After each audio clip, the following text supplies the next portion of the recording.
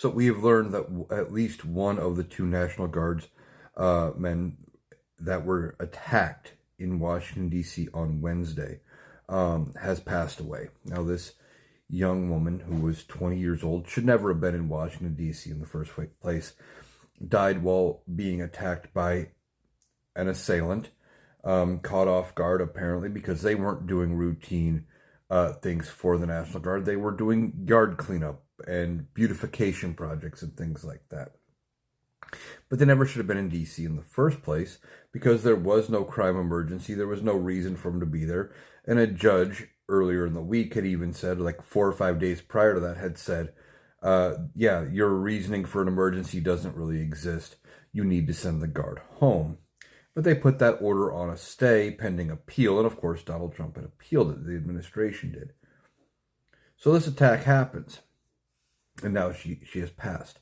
But when asked about whether or not he would attend her funeral, Donald Trump just kind of says, well, I'd consider it. Oh, well, she was from West Virginia.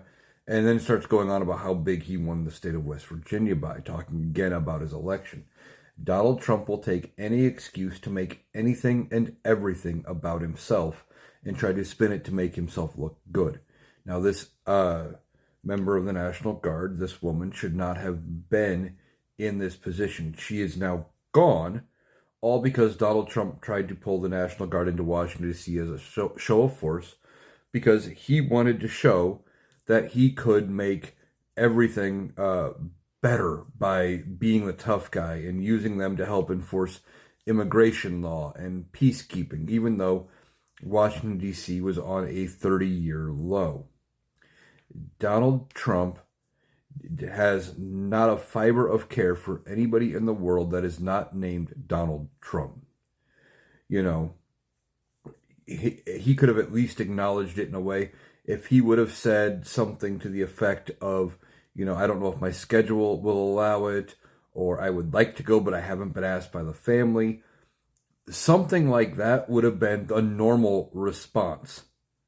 To just kind of offhandedly say, I'd consider it, and move on to talking about how well you won the election in her state, you know, which was a year ago at this point, is somebody who has no compassion, no empathy for anybody else.